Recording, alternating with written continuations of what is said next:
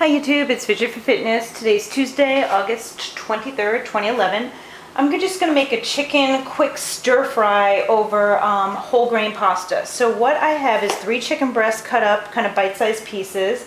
And then in a wok, I'm just going to take some julienne sun-dried tomatoes. They're marinated. I don't like the dry ones. I love them when they're already cut up because they're kind of a pain to cut. Then I have some artichoke hearts. 4 cloves of garlic sliced thin.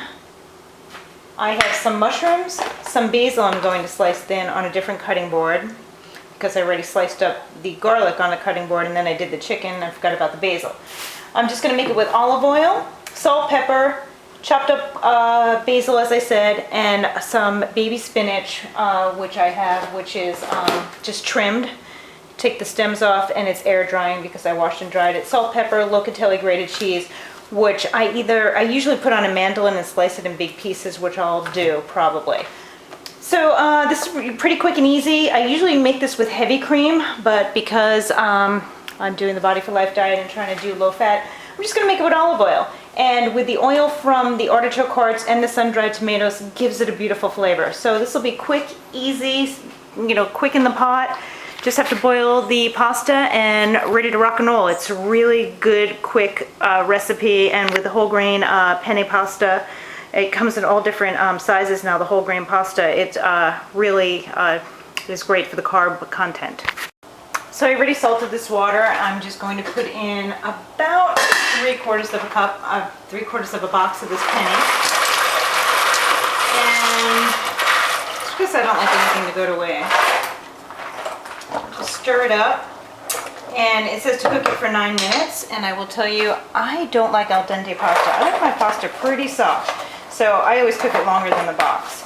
And then I will start on the chicken. So I love basil, and I will tell you, my basil plants in my garden are getting a little thin, so the next best alternative is Trader Joe's basil. I mean, their basil is absolutely beautiful. You can tell by the leaves, they're big, it smells wonderful. I buy this basil all the time. Even when I have my own basil, I supplement it sometimes so I don't have to shred my own basil plants. So basically what you're going to do with this basil, you're just going to stack it and slice it kind of julienne style. So you just want to go long with, by the way, I have a new cutting board and a new knife. The chicken on the cutting board or on the other counter. Just want to go this way and then this way.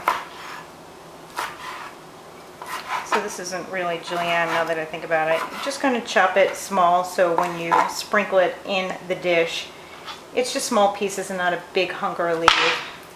And do the same thing with the rest. You can use as much basil as you like. I like basil, so, everything's to taste. I don't use a lot of exact recipes. I do a handful of this or a handful of that. Taste it. Tastes good? Great. If not, adjust. So that's going to be the basil, and we'll put everything in the pot in a second. And instead of pulling out the mandolin, I always forget I could use this side of the cheese grater, and you basically just want to take your locatelli cheese and just slice pieces. It does much better curls on the mandolin, and you can get it any size you want. So, this is the thinnest one here. It's the best I can do without pulling out the mandolin. If I go a little slower, I think it comes out a little bit better. And we'll just put it throughout.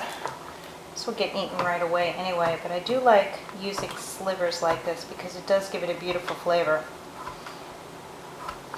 And it gets better as the cheese hunk gets a little more even.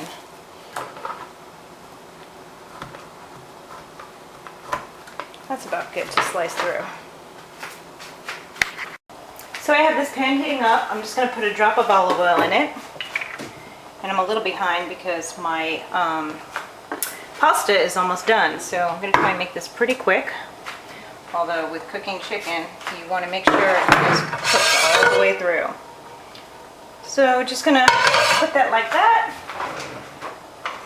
And then I am simply just going to put in the garlic. Saute it for a couple minutes with the chicken. Then I'm going to remove that and do the vegetables. I normally do the vegetables first, depending on what I'm making. But in this situation, I normally in this particular recipe, I normally do it this way. Just let that saute up. They're just sliced garlic, 4 cloves. And then I'll do the mushroom, spinach, and everything after I add the chicken to this. So basically I just let that garlic go for a minute or so. Then I'm going to remove most of it. Just leave a couple of cloves to saute with the chicken. Probably leave about 2 cloves. Then I'm going to add the chicken. Saute it till it's brown. Pasta's done.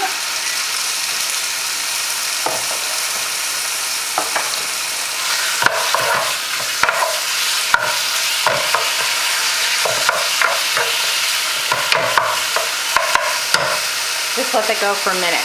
Well, several minutes until it's brown. So now that the chicken is sauteing, I'm just going to give it another quick stir. And the pasta isn't done yet because, like I said, I like it pretty done. I forgot to chop the spinach. So real quick, it's been air drying. Back onto this teeny tiny chopping board. I like my bigger chopping board, but I used it for the chicken. And my other one is actually drying right there, that I could use that one. But basically, just rough cut the spinach. Simple, easy. It's going to go right in the pan.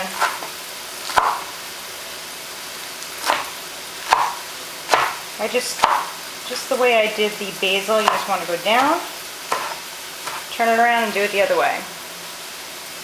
Just want, bite-sized pieces. The one thing about spinach is, as you know, if you've cooked with it, it shrinks down to nothing when it's sauteed, or steamed for that matter. So any bigger pieces you see, just get in there, give it a chop or two, and then it'll be ready to go in the pan. So this chicken's almost done, and I always switch out my spoons because this is the spoon that I used for the raw chicken. I'm going to put it over here where the raw chicken was sliced. And then now that it's almost done, I will switch out spoons and start using a different spoon. It's just healthy. It helps you avoid salmonella poisoning or E. coli if you're working with beef. Always change out the spoon when your meal is either almost cooked or cooked to the right temperature. So as soon as this goes another minute or so, probably just another minute, I'm going to remove it and then put the spinach and artichoke hearts, sun-dried tomatoes, mushrooms in there, saute them up, and then put everything back together in the same pot, or I should say saute pan. So this pan's a little hot. I just took the chicken out. I am going to put the sun-dried tomatoes in. They're already chopped up, which is great. Just a decent amount. You can put in as much as you want. Like I said, everything to taste. Going to put in the artichoke hearts, which I normally chop up. This always has a lot of oil, and the oil is delicious, so I like to put some of the oil in there. These I usually chop in the pan because they're so greasy they'll just get oil everywhere. So now I'm just going to pour some of this oil out.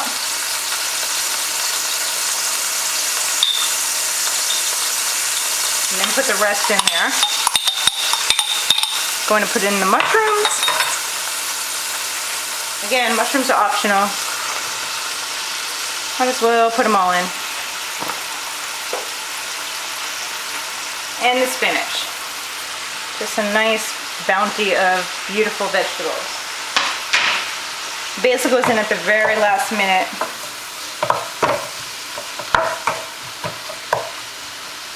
Before I put in the spinach, I probably should have cut up the artichoke hearts. But they're really simple. You just want to get them bite-sized. You can leave them as is. I like them cut up a little bit. This is not the best way to do it, but I usually wind up doing it this way because they're so greasy. And they do get your cutting board really oily. So that's it. Simple as can be. You can put any vegetables you want in here, really. It's kind of like a pasta primavera.